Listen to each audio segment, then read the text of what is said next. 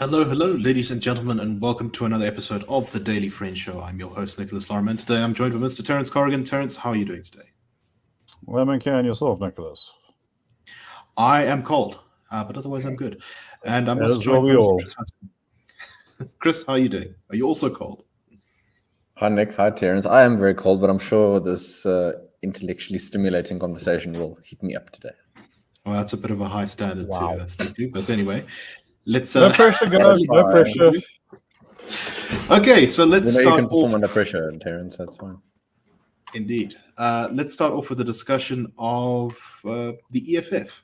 So over the weekend, we saw the EFF pulling together all of its resources to host a big, birthday celebration in the FNB Stadium when it managed to fill the stadium and with its supporters. And this was celebrating 10 years of the EFF. Right, I think they call themselves the July 28th movement or the July 27th movement or something. It's a reference to the Cuban Revolution, which is Fidel Castro's original movement name. But anyway, and as to be expected, there were many speeches given, much pomp and ceremony. There was glitter and glam and all that good stuff. But some interesting things were said by Malema while he was talking. He said that the EFF was written off by some doomsayers, that it would never achieve 1% of the vote. Now, I don't really remember that being the case back when the party was formed, but I may be wrong there. But anyway, he said that now, where are they today, the doomsayers? Because the EFF is turning 10 years. We cannot hear their voices. He then went on to talk about some of the things the EFF would do if it came into government. He said, and when we take over, we are going to give you free education, fight corruption, and lock up corrupt ANC leaders. Me and you are going to destroy load shedding. Only the EFF can destroy load shedding. When we take over as the EFF, all of you who are unemployed and don't have your results because you owe fees, you must know that we are going to cancel all of your debt and give you your results free of charge. We want a child from a shack to go to the best university. We will work with Cuba to establish quality primary healthcare. Malema then went on to bash the ANC, who had Panyaza Lesufi had a similar event the day before, where people were given opportunities to work in the job recruitment program, which was an ANC a government provincial program. He said in response to this, we want jobs, and we don't want jobs that are bribery, which is given in a stadium. Panyaza Lesufi took people to Orlando Stadium a day before yesterday, thinking that he could contest us. He then went on to say something insulting about Panyaza Lesufi. And lastly, he also promised to arrest Ramaphosa for stealing money from the country in Pala Pala. But he didn't really detail exactly what he meant there. But anyway, so a lot to kind of think about there. Terence, what do you make of this? So I think it's kind of impressive they managed to fill the whole of the FNB Stadium, although it's clear that they went to great lengths to do so. They publicly shamed public reps who weren't able to fill their quotas of people for the buses. But what do you make of what Malema says of the EFF's program and how the party's done over the last 10 years? Look, there's a great deal there. As far as the filling of the stadium goes, that's something that all political parties do. I think, when one sees those TV optics of, seas of blue or red, yellow, and gold or whatever, understand that there's a whole machine that moves it. These aren't people spontaneously turning up to register their love for this or that party. Still 90,000 people. It's a big. It does say something about the logistics that they've been able to pull in. It's a significant percentage of their voters. If you think about how many votes the EFF actually gets in the country, it's like, No, certainly, and look, I think that they would obviously have had to pull a number of these in from out of town. So yeah, give them their due there. As far as the speech he made went, this is essentially, what's that American phrase? Throwing red meat at your supporters. Saying, well, we're going to do this, do that. We're going to give you all of these goodies. We're going to stop this. We're going to deal with that.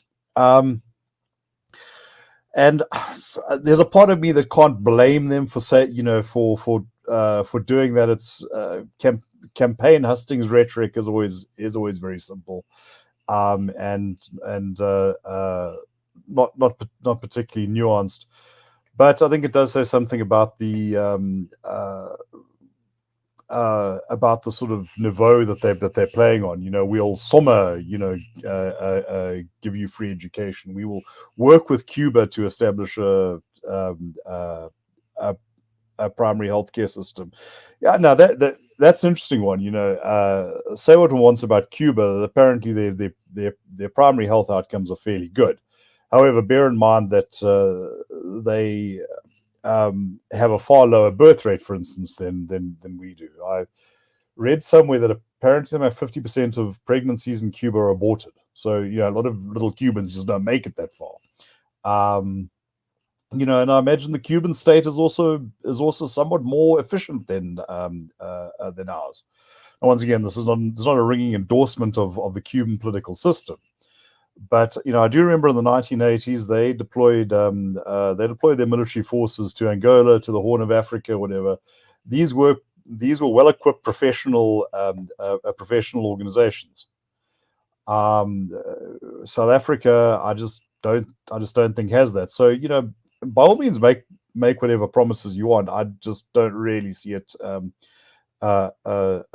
working. At least, and certainly not with the EFF's orientation. As far as their vote share goes, yes, I actually do remember the I probably won't get 1%. I think that tended though to hang more on the idea that the experience of new parties up to that point had been that they would make a bit of a splash. Think Louis Late, think Bantu Holomisa, for instance, who was also in attendance with the EFF. But what the EFF was able to do was bring a part of the ANC's infrastructure with them. Essentially the ANC Youth League. I think the question there is, okay, are they at a ceiling? And I think that all the polling evidence shows that this is kind of where they are, at least in terms of that they are now at something of a ceiling, at least in as far as actual public sympathy with their position goes. There could still be a sort of more hurtful factor that might come into play. Anyone but the ANC sort of thing, and that anyone might be for some people the EFF.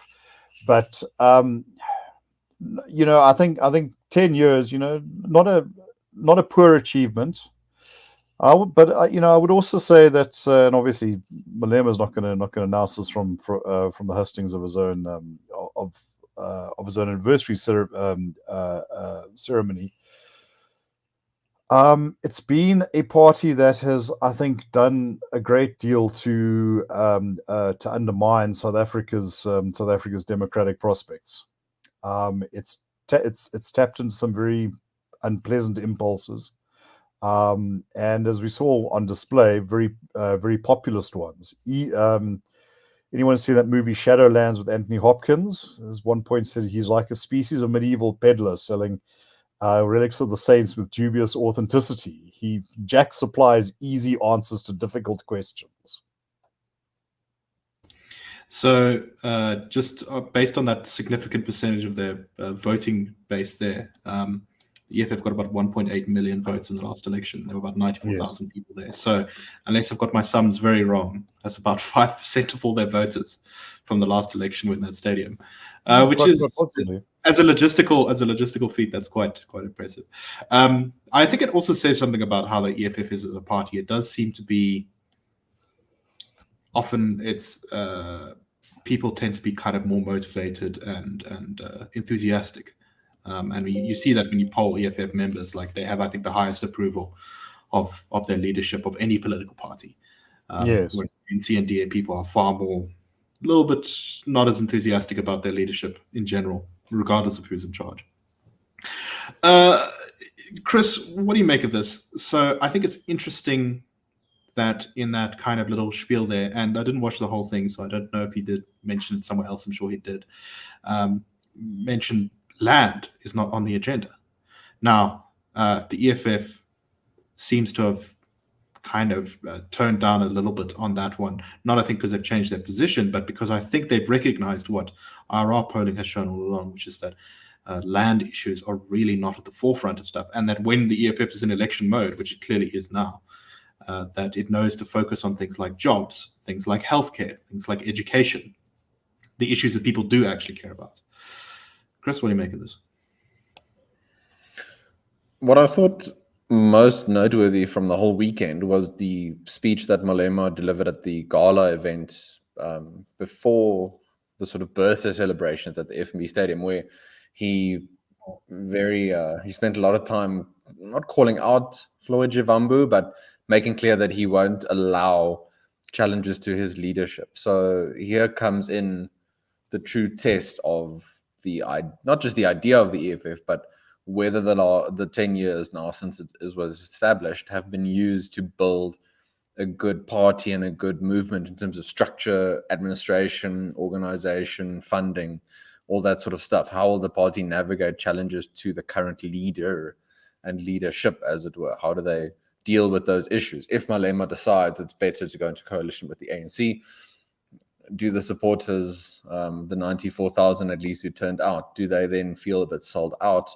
And then we see the idea of the EFF sort of fading away. So I think that's going to be interesting, especially now as we're likely going to have coalition government next year. So yeah, credit to the EFF for the optics and doing well to arrange the spectacle, doing well, but that doesn't translate necessarily to voters turning out on the day of the election next year. So sort of holding time on that, just because you see impressive spectacle now once off in a gathering, of 94,000 people, doesn't mean that means electoral support has grown in the context of 74% youth unemployment, 45% unemployment on the expanded definition, where those sorts of ingredients are there for a party like the EFF to do much better in the elections.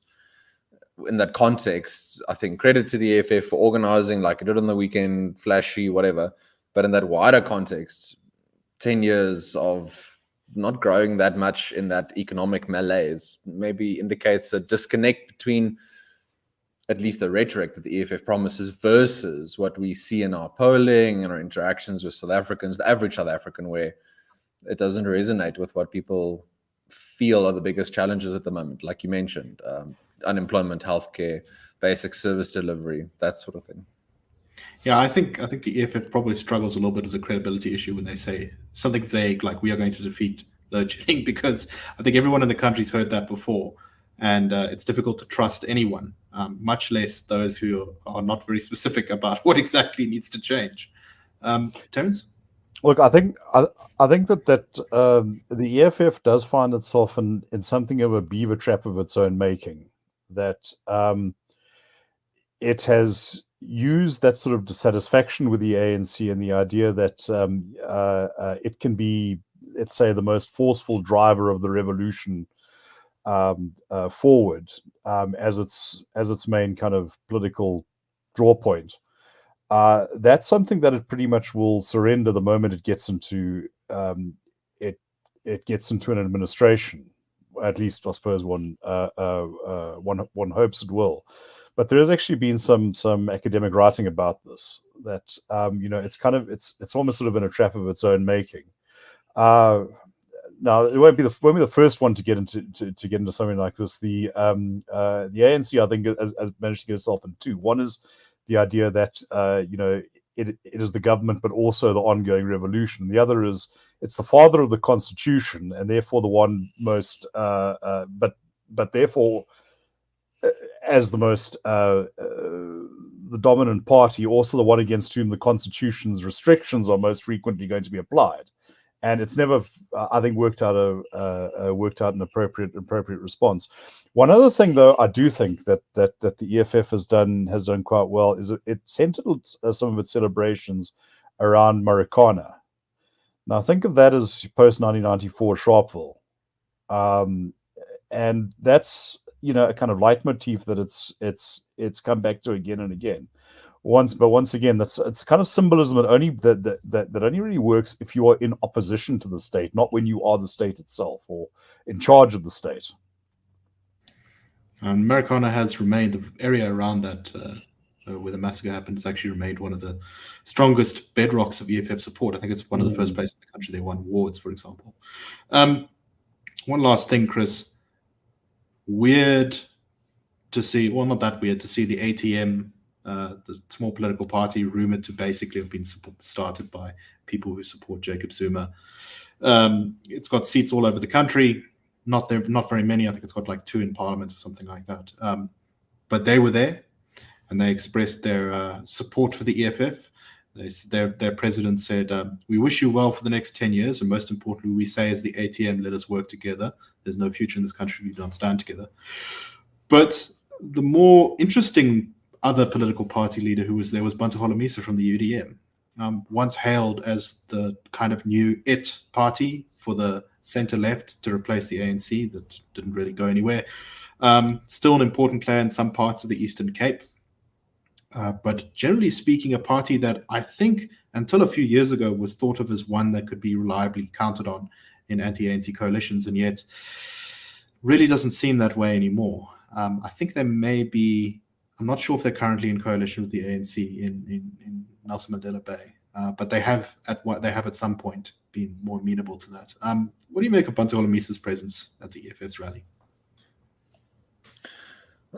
Whether the EFF gets above, let's say, 13% in the elections next year, and indeed in 2029, is a question in and of itself. But that they'll likely continue to play a role in both local and national elections is undeniable, I think, given that it has now survived the 10-year point and continues to still obtain lots of funding from many different sources, all that sort of thing.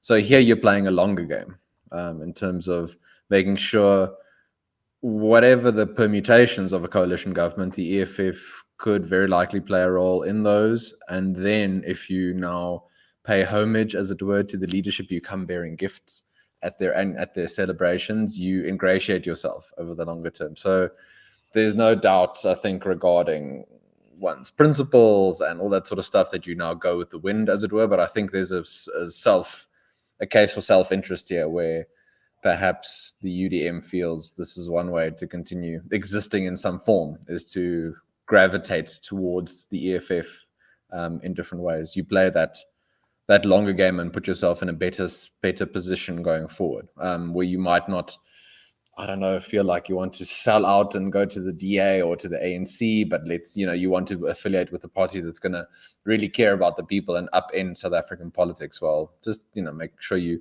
put yourself in proximity, and then you'll be okay financially. All right. Let's move on to our next one. Can I just... go ahead. I think something that is often forgotten about Bantu Holomisa is that he was regarded as being, on the left of the ANC.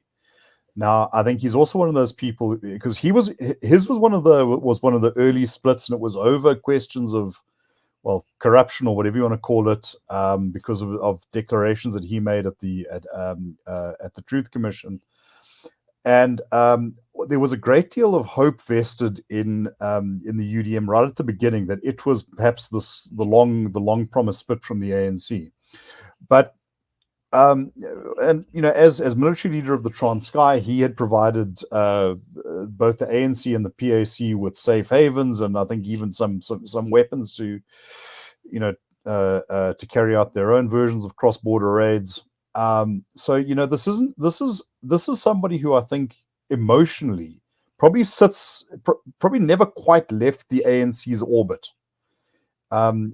He left them for a very specific conjunction of reasons, and I think in a way he probably feels a lot more comfortable dealing with the EFF than he does with the DA. That's a good point. I think South African politicians in general suffer from this problem of the sort of commentators or the public or kind of the media in general projecting onto them things that aren't really true about who they are. And it often then creates this bad analysis problem where the true politician reveals himself below after some period of time, and then everyone kind of goes, but I thought. Anyway, okay. Let us go on to, I guess we could call it lawlessness. Many various things to go on here. So Transnet says that they are suffering increasingly from the theft of fuel from their major fuel pipelines. There are a couple of big pipelines that run from Mpumalanga to Hattingh, I think from the coasts basically to the interior, carrying fuel for Transnet, and that they used to have very few incidents of theft from these pipelines, but that this has spiked in recent years, particularly this financial year. Transnet said they've had 465 cases that they've opened of fuel theft since 2019, and have convicted, and there've been 21 people convicted of stealing from it.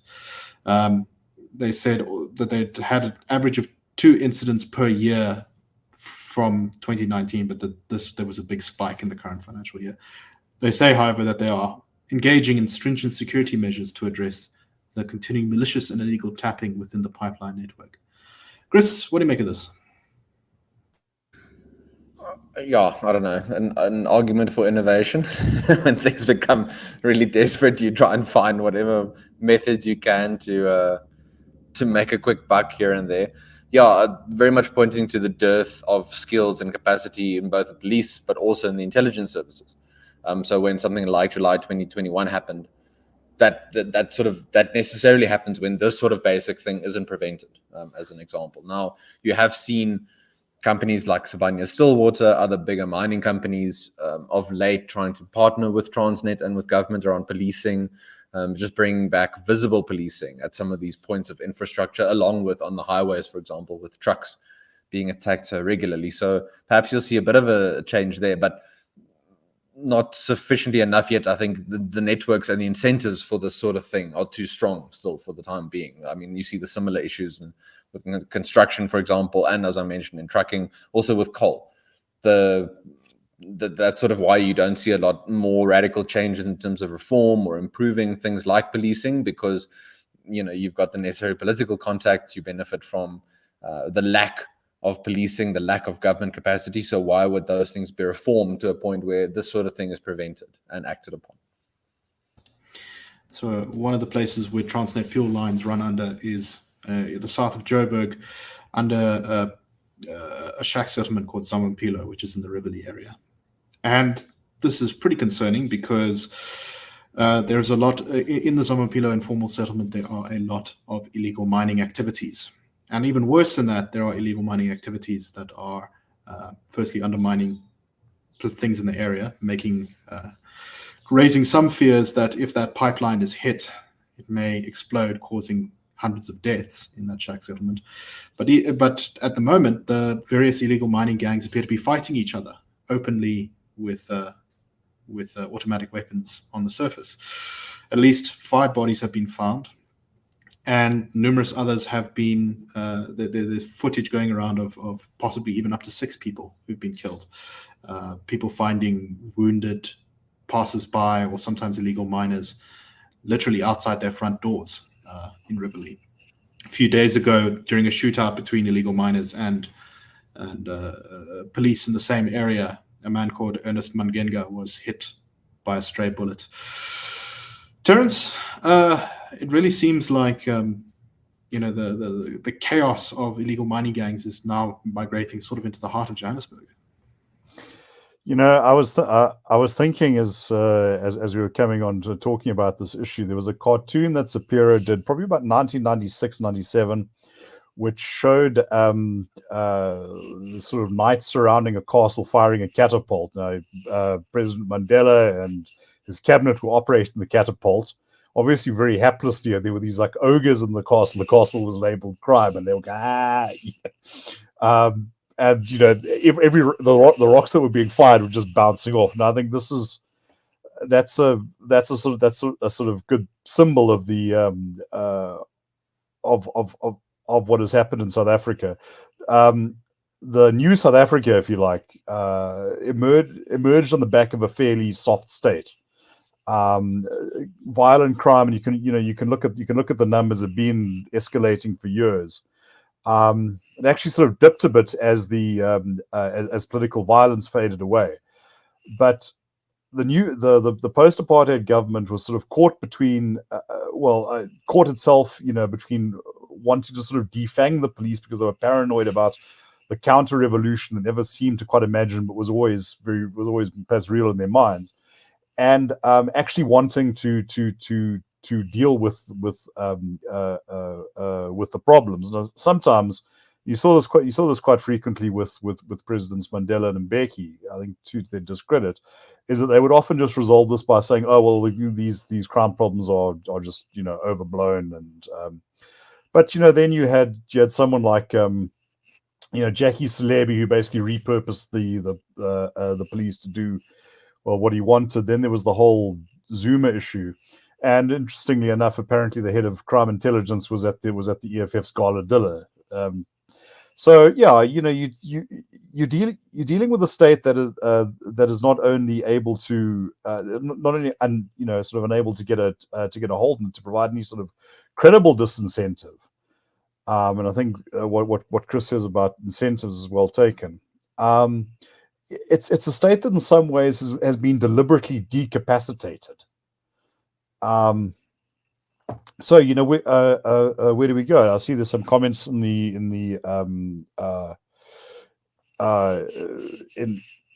our comment wall here about reading the report on organized crime, and that's quite true. In fact, I spoke at a conference about this a few months ago. Things like Zamas are big organized business. And they will go or at least send their hapless foot soldiers wherever those profits are to be made. And yes, if that's maybe it didn't really mean much for those of us in more comfortable suburbia when this was happening in derelict dorps in the northwest. But yes, it won't stay there. Neither will the firepower.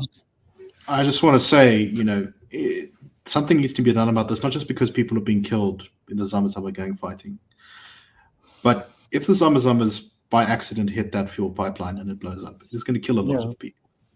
And the government does know about this, and they haven't done anything so far. I suspect because they're scared to take on the Zamas, because you're probably going to need half the freaking Hattingh police force there and able to disarm these groups operating here. And the longer you leave it, the worse it's going to get. So something needs to be done about the Zama force. I remember we spoke to an expert in mining security once, and he said that as far as the police go, well, Zamas will tell you that A, the police are generally too scared, and B, if you do see the cops, it's generally because they're providing transport services for the loot.